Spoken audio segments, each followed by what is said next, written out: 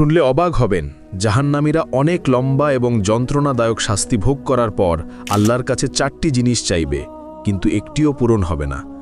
প্রথম আবদার, তারা বলবে, হে আল্লাহ, আমাদের এখান থেকে বের করে দিন, আমরা আর গুনাহ করব না।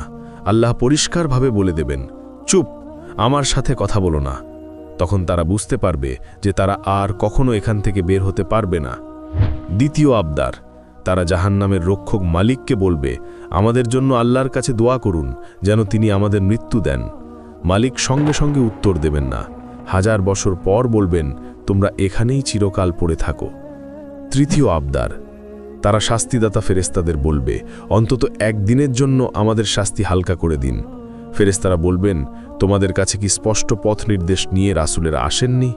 তারা বলবে, হ্যাঁ। ফেরেশতারা তখন বলবেন, তাহলে এখন নিজেরাই প্রার্থনা করো। চতুর্থ আবদার, তারা